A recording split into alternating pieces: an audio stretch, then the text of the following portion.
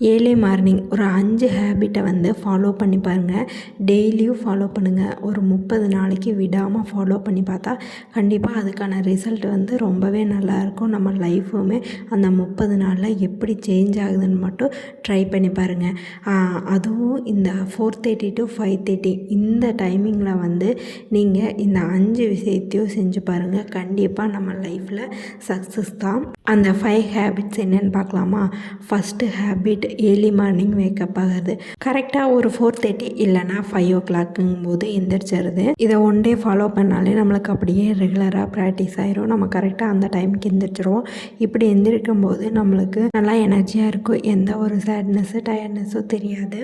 Second habit என்னென்னா, எந்திரிச்சதும் நம்ம காலை கடன்கள் எல்லாம் முடிச்சுட்டு வந்துட்டு ஏதாவது ஒரு எக்ஸசைஸ் இல்லைனா யோகா இந்த மாதிரி மெடிடேஷன் ஏதாவது ஒரு 20 minutes ½ hour எடுத்து பண்ணும்போது நம்மளுக்கு ஹெல்த்தியான லைஃப் கிடைக்கும். யோகா எக்ஸசைஸ் இந்த மாதிரியெல்லாம் பண்ணும்போது நம்ம மைண்டுமே எப்போவுமே ரிலாக்ஸாக அமைதியாக நிறையா சிந்தனைகளோட நம்ம லைஃப்பை சக்ஸஸ்ஃபுல்லாக கொண்டு போகிறதுக்கு யூஸ்ஃபுல்லாக இருக்கும். தேர்ட் பாயிண்ட் என்னென்னா, நம்ம எப்படியோ டீ குடிக்கிறவங்க டீ இல்லைன்னா ஜூஸ் இந்த மாதிரி குடிக்கிறவங்க ஒரு 15 minutes நம்ம அதில் ஸ்பெண்ட் பண்ணுவோம். சும்மா உட்காந்து டீ குடிச்சிட்டு நம்ம அப்படியே வேடிக்கை பார்த்துட்ருக்கறதுக்கு ஏதாவது ஒரு புக் எடுத்துக்கோங்க.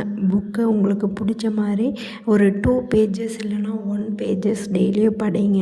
அது யூஸ்ஃபுல்லான புக்காக இருக்கட்டும். கண்டிப்பாக அந்த 15 minutes லைஃப்பில் கண்டிப்பாக யூஸ்ஃபுல்லான ஒரு டைமிங்காக இருக்கும். நம்ம படிக்கிற அந்த புக்னால கூட நம்ம லைஃப் சேஞ்ச் ஆகிறதுக்கு நிறைய சான்சஸ் இருக்குது. அடுத்தது 4th பாயிண்ட் என்னென்னா, ஒரு டைரியோ நோட் புக்கோ எடுத்துக்கோங்க. அதில் இன்றைக்கி என்னென்ன பிளான் எல்லாம் இருக்குது அப்படிங்கிறத ஒரு ஷெட்யூல் போட்டு வச்சுக்கோங்க. அப்படி வைக்கும்போது நம்மளோட பிளானும் ஒர்க்கும் ஈஸியாக முடியும். அதை கண்டிப்பாக நம்ம செய்யாமல் இருக்கவே மாட்டோம். அதில் எழுதியிருக்கோம் அப்படிங்கிறதுக்கு வேண்டியே நம்ம அந்த ஒர்க்கை சீக்கிரமே முடிப்போம்.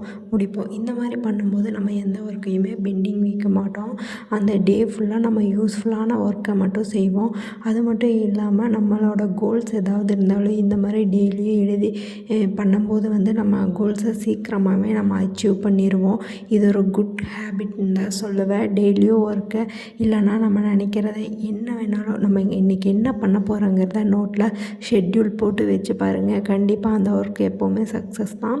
லாஸ்ட்டாக 5th பாயிண்ட் என்னென்னா, எழுதி வைக்கிறது மட்டும் பத்தாது, அதை எப்படியாவது எக்ஸிக்யூட் பண்ணிடணும். ஓகே, நான் எழுதி வச்சிட்டேன் அப்படிங்கிறதோட விட்டுறாமல் ஃபஸ்ட்டு அந்த செகண்டே வந்து ஃபுல் கோலோ இல்லை ஒர்க்கோ ஷெட்யூல் போட்டு முடிச்சோம். அதுலேருந்து ஏதாவது ஒரு வேலையை எடுத்து நம்ம ஃபஸ்ட்டே ஸ்டார்ட் பண்ணிடணும். அப்போ அந்த ஒர்க் வந்து அப்படியே ஸ்டாப் ஆகாமல் ஃபுல்லாக வந்து நம்ம ஃபினிஷ் பண்ணி முடிப்போம். இப்படி கண்டிப்பாக இந்த 5 பழக்கத்தையும் நீங்கள் ஃபாலோ பண்ணி பாருங்கள். லைஃப் 13 daysல கண்டிப்பாக சேஞ்ச் ஆகும். யாரெல்லாம் இதை ஃபஸ்ட்டே ப்ராக்டிஸ் பண்ணிகிட்ருக்கீங்கன்னு மறக்காமல் கமெண்ட்டில் சொல்லுங்கள். பாய் பாய்.